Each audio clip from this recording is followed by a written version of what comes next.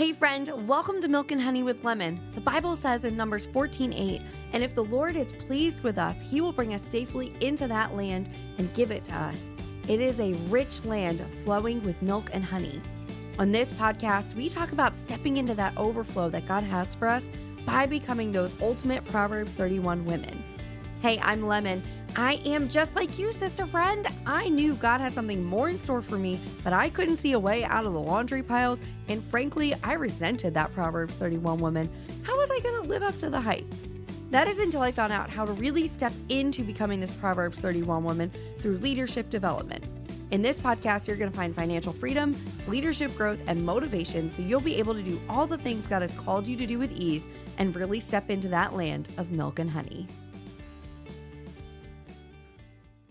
Welcome back to the Milk and Honey podcast. I'm your host, Lemon Price. And today's episode is probably a weird one. I'm going to be honest, because it is deeply personal to me and it is something that I have struggled with for the entirety of my life, basically. And I'm 34. Only I just sort of had this epiphany about myself. I just made a TikTok about it. So if you're not following me on TikTok, you should, because sometimes we talk about revelations that I'm having and things that are kind of going on in my world over there. And it gets out faster than it does on the podcast.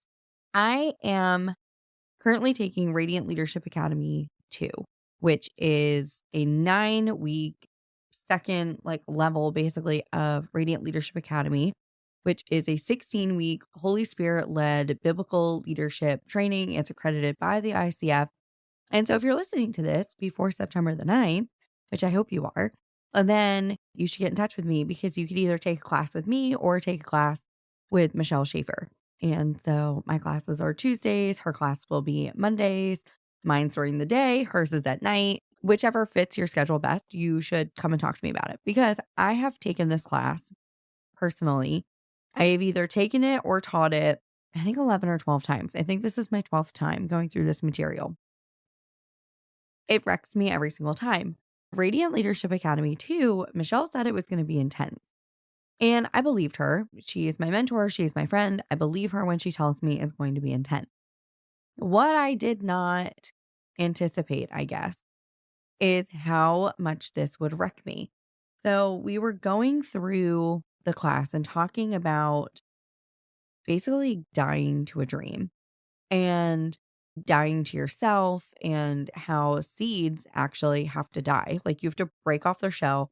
They have to die basically in their current form in order to be reborn into something else.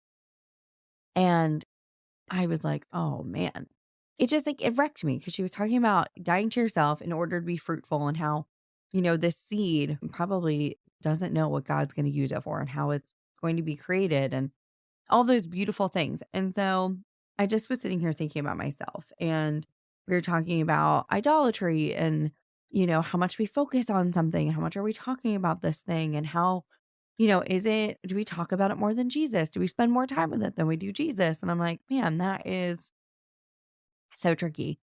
And so I was just thinking about it, and I was texting Michelle after class, and I was just like, this class was so good.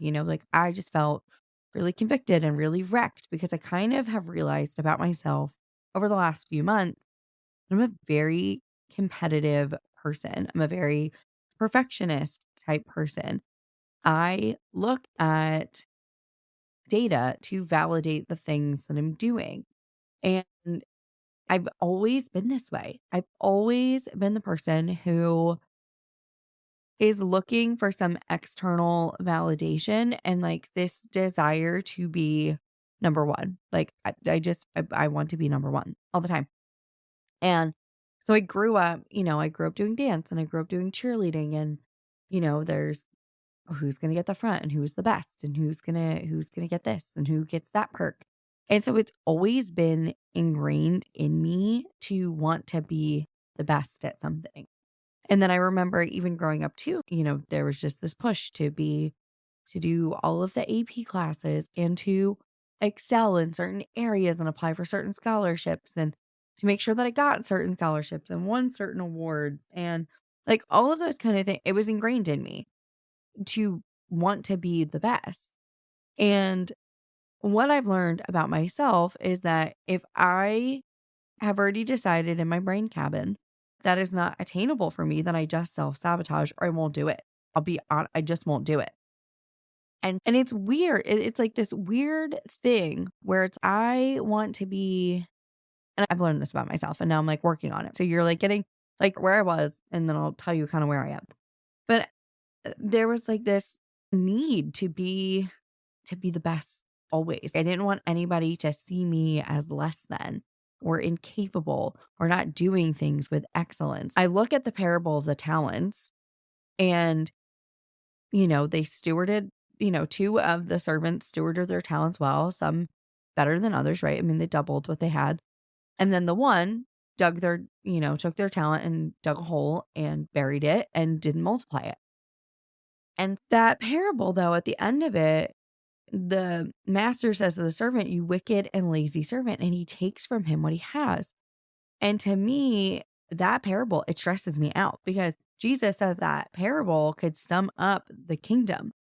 And I'm like, okay, God, like I have to take what you've given me and I have to steward it the best. I need God to look at me and say, "Well done, good and faithful servant. You've taken what I've given you and you maximized it." I don't want to get to heaven and God look at me and be like, "There was so much more you could have done." And I think part of this too comes from I belong to a church where, your works were a part of it. And there's like this constant need for me to want to please God. And so it's weird. It's like this like selfish motivator, but also not. And it's this weird juxtaposition that I've been wrestling with over the last few weeks where I want to be the best at something because God has given it to me. And then I also feel like when I am the best at said thing, I'm the number one at Kingdom Lions. I'm the number one podcast in the world, whatever it is. I don't know what it is, but I'm just like a number one time New York Times bestselling book, like whatever that thing is that is on my brain. I also then look at it and I'm like, man, there's so much good I can do with it. So like with Kingdom Alliance at the top of our comp plan, you're minimally making $60,000, $70,000 a month. Where I live, the average income is like $30,000 a year. So I'm like, okay, imagine if I made double somebody's yearly salary every single month. Imagine the ministries that could be funded. Imagine the support we could get. My husband and I, we want to start nonprofits. And so it's like, for me, it's almost like being number one means that I can go and pour back out. And it also means that I've developed, like, I'm just going to use Kingdom Alliance as the example here. That also means I've developed leaders who are leading and making a difference in their community. And I have the most leaders. I've developed the most leaders. And so it's this weird dichotomy that I kind of have where it's I want to be number one, but I want to be number one because I want to be sure that I'm stewarding what I have well. I want to develop leaders. Some of the people on my team are doing incredible things. Like I just talked to somebody on my team yesterday and I've talked about her before. She's starting maternity homes in South Georgia. And so if you know anything about how to start a maternity home or post-abortion counseling or any of those things, please get in touch with me and I will connect you with her. But she's starting those here in South Georgia. And so that's why she joined Kingdom Alliance. So that way she could be a better speaker and a better leader because she has this big mission that she's trying to accomplish. And then I happen to know people who can help her. And I literally just text her because one of my husband's friends, he runs a different business and a nonprofit. I think it's a nonprofit, but he happens to know people who run other similar types of nonprofits who have a passion for what she's passionate for. And they were like, they actually might have some facilities that she can use. And so I was able to connect them. Beautiful. I loved it. That's real. And it's weird. It's this weird place where I want to be number one because I want to do things like this, because I want to talk to more people who can help support other team members' dreams. And so it's like this weird place to be where I've got to die to myself. I've got to die. And that was hard too, right? So we had this conversation on surrendering and giving it up. And Brandy, and I love Brandy, she said to me, she said, you need to surrender to receive. I'm like, what does that even mean? Maybe I'll do a whole episode on that because that's something I'm struggling with. What does that mean? That feels selfish to me to say, God, I'm going to surrender so you can give me something in return. Like, what does that mean? So if you like, no, shoot me a message on Instagram or Facebook or book a coffee chat. I don't care. Let's have these conversations because I want to hear from you. I want to talk to people who are more seasoned than me, and maybe then I can pour that back out here. But it's this hard place to be in where I want to use my gifts to the fullest potential, but then also I don't want to be self-reliant.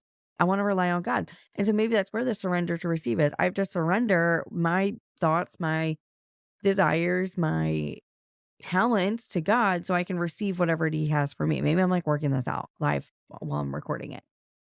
And I guess that's probably what Brandy means. Surrender my selfish desires, whatever they are, my self-reliance to God so that I can receive what he actually has for me. But it's hard.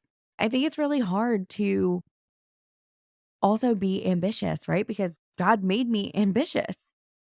And I don't want to say ambition is bad. The world needs ambitious, faithful leaders. It just does. Michelle and Bobby went to an event. And if you guys don't know who they are, founders of Kingdom Alliance. And if you don't know what Kingdom Alliance is, shoot me a message. But they went to an event a couple of months ago and they were blown away because here they are surrounded by the entire room was full of believers who made millions upon millions of dollars. And they were funding ministries and nonprofits and things that they cared about, writing that checks with, commas in them. So I want to be that person. So we need Christian, faithful, and I don't even like the word Christian necessarily. We need kingdom focused, ambitious leaders. But then that also makes me feel sometimes like I have to do more to be effective. As soon as I create a little bit of free time in my schedule, I then go and fill it with something else. And so I'm kind of learning how to surrender. I'm kind of learning how to be, learning how to empower other leaders better and really pull the best out of them. It's a balancing act. That's what I'm going to say. Because there's this tension between striving to do more, right? But then risking burnout or self-sabotage when this pressure to become the best is overwhelming. And so I really liked Matthew 11:28-30. It says, "Then Jesus said, 'Come to me, all of you who are weary and carry heavy burdens, and I will give you rest. Take my yoke upon you. Let me teach you, because I am humble and gentle at heart, and you will find rest for your souls. For my yoke is easy to bear, and the burden I give you is light.'" And that's kind of been like my verse lately, to be honest. I don't have to do this by myself, and I can surrender. I can put aside my desire. It's okay, I guess, to want to be the best, but do it in a God-honoring way. Does that make sense? I hope that makes sense. It's kind of where I'm at right now and what I'm working through because it was something I really despised about myself. I'm going to be really honest. It was something I kind of despised about myself. I wanted to be everything to everyone at all the time and steward it with excellence in every single instance. And it's just not reality. And that's kind of what I've learned. Especially, it's kind of interesting too, because that's the whole reason that I joined Kingdom Alliance, to be honest, is I have limitations. I cannot teach somebody how to write and publish a book. I can't be somebody's personal trainer. I can't help them with their finances necessarily. Like, I can't teach you about, I don't know, how to maximize credit cards or do credit counseling or any of those. I can't do any of those things for you, but other people can. And that's why I partnered with Kingdom Alliance so that I could provide to my friends and family and, the people that I'm called to mentor all of the resources that they could need with experts who believe in Jesus so that they can be the best version of themselves and start working on whatever area of their life they want to work on. And so I knew that going in, and yet I can do that. Stick that on my plate. Stick that on my plate. I'll do it. I'll do it. Whatever you ask of me, I'll do it. And so it's this balancing act. That's where I'm at. I have to, I'm learning to recognize the limits that I have, learning to put more boundaries in place, and especially with myself, like not necessarily with people, but with myself and saying, it's okay. Jesus said, "Come to me if you have heavy burdens. My burden is light." Right? "Take my yoke upon you. My burden is light." That's kind of where I'm learning to be. It's like this thing that God has called me to, and maybe he's called you to something that feels really heavy. It feels really weighty. And Jesus says, come to him, give it to him. Maybe that's what Brandy meant by surrender to receive. I can surrender this heavy burden that I have, this desire to succeed. And again, like, I want to succeed, like, for my family, for sure. I want my family to be proud of me. I want to be proud of myself. I want to show the Lord that I took what he gave me and I stewarded it well. I want to glorify him in that process. So, of course, there's like maybe some quote unquote selfish desire in there. But then also, like, my desire is to raise up leaders who are making a difference in their community, who are able to go and be in rooms like Michelle and Bobby were and cut a check for $50,000 for their favorite ministry. There's a ministry I love that I'm passionate about. $50,000 would fund that ministry for 2 full years. 2. That's wild to me. And so that's something I can do. And so that's where, like, my desire to be the best comes from. And yeah, I'm just trying to balance the limitations that I have, and recognizing that I don't have to do everything. And I love Philippians 4:19. It says, and the same God who takes care of me will supply all your needs from his glorious riches, which have been given to us in Christ Jesus. I don't have to worry about things. I just don't. God will provide what is needed to fulfill his purposes through us. I actually don't have to worry about that. I don't have to take it all upon myself. And you don't either. You don't either. You don't have to take that on yourself. And so I want to encourage you to redefine success. Decide what success means to you. For me, right now, where I'm at, it's just being faithful with what God has given me. Even if that being like not being number one in the world's eyes, but just being faithful with the things that God has given me and stewarding what he has given me and saying yes to the opportunities that he is putting before me that glorify him in the process, and not necessarily worry about me or the outcome. Michelle always says, God, I'll do the work. You handle the outcome, right? Whatever the outcome is. And something like Michelle said during Radiant Leadership Academy too, and it was so good. She said, like, acceptance is not approval. And so you don't have to approve of everything, but we do have to accept things for how they are and where they're headed, and that God will provide in his good time. That's what God will provide in his time. And so I want to encourage you to focus on impact rather than rank or status or, how the number of your bank account or what your home looks like or any of those things. Focus on the impact. And so I want to encourage you to just reflect on your motives for success. Are you striving to serve others and glorify God? Or are you caught in the trap that I was and that I'm working out of to be the best? I want to encourage you to align your ambitions with God's will through prayer and through journaling.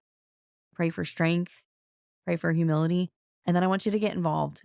I want you to get involved. Come join the Facebook group or send me a message on Instagram. Tell me how it is that you're using your gifts to serve others.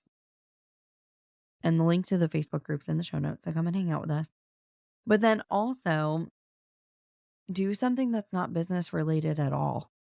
Serve in a way that has nothing to do with business and in a way that nobody will necessarily see you. I have learned just like how important that is. And I find it really fulfilling, to be honest. So if you watch my Instagram stories, I have decided, because Glenn is on the worship team, that I would get involved in production.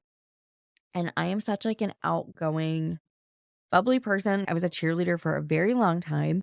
And so like, I'm good with people. I like being around people. And then I'm like what do they call it? Like an ambivert or something. I don't know. Somebody will correct me. I know you will. Where I love being around people. People are great. I love serving people, but then I need to like retreat and take a nap. Whatever that is, whatever that thing is, that's what I am. And naturally, whenever I go to serve a church, it's, hey, front and center. You want to be on the host team? Do you want to serve in this capacity? And I was like, no, I actually just want to be in production and hide in the back. And so I do. On Sundays, I hide in behind a sound booth with a camera and a headset on, and I can just focus exactly on the service because it's going to people in the service and people who are watching live stream. And so I just get to focus on serving in a way that nobody knows. Like, the only way somebody would know that I'm back there is if I step out of the booth and I have my production lanyard, and I always keep it in my pocket. Like, I don't even wear it. I just have it hanging out of the thing so that way I can go into the back because we have security because you have to with kids. That way I can get into the green room and stuff and it not be an issue because I'm in production. But nobody would know, and it's great. So I can come out and I can talk to people and I can serve in this capacity where nobody really knows that I'm back there, and I get to kind of make a difference. And we were talking about this actually at our production and worship team meeting this week. How even though sometimes it feels like what you're doing is small, and you're like, how is this making a difference? How is me changing slides at church? Or how is me, handing out this bag to somebody who's homeless? Like, how is that really serving? How am I making a difference? If God's called you to it and you are stewarding it well and you are making an impact, and here's the thing, you're making an impact whether you know it or not. Let's be really honest. You're making an impact. And so by you just being obedient is how you make an impact. That is how you steward what God has given you. Well, is by just showing up and being obedient to what he's asked you to do. So I want to encourage you to get involved in some way where nobody necessarily knows you and where it's not business related at all. So that's my encouragement for you today. Next week, I'm excited. I have my friend Vivian coming on, and she is talking all about surrender and timing and just how perfect is that. Ugh, I didn't even plan it that way. I would tell you, I could say I did, but I didn't. That's what's been on my heart. The episode with Vivian has been scheduled for months. And so I'm excited for you to listen to that. Next week is Labor Day. Follow my Instagram stories because we are moving this week too. It's a crazy week for us. We close on a house on Thursday, and so I will be moving, and then we're having a Labor Day party because obviously that's what normal people do when they move on a Thursday to Saturdays. We host a party on Monday, right? That's normal. It's because we love hosting people. I just love serving people in that capacity. So I'm excited for that. Check out my Instagram stories to see all the behind the scenes chaos of moving. It's going to be so fun. I just pray you have such a blessed week. Come share your takeaways. Come share with me how it is that you're serving people. Share with me the impact you're making. And if you have struggled with this too, then let's also connect because you don't have to go through it by yourself. I know I didn't, so I don't want you to go through it alone either. So until next week, friends, toodaloo. Hey friend, what a joy it has been to share today's journey with you. If you found a spark of inspiration or a nugget of wisdom that resonated, would you bless someone else by sharing this episode with them? It could be the encouragement they need to step into their purpose and calling. Also, if you could spare a moment to leave a review, it would mean the world to me. I really appreciate your feedback, and it really helps our community grow. Remember, the road to discovering God's call for you isn't one you have to walk alone. So join me again next Monday for another episode where we'll continue to explore the depths of leadership and the heights of our heavenly calling. Until then, keep seeking, keep growing, and keep trusting in His plan. God bless you, and I'll catch you on the flip side. Bye, friend.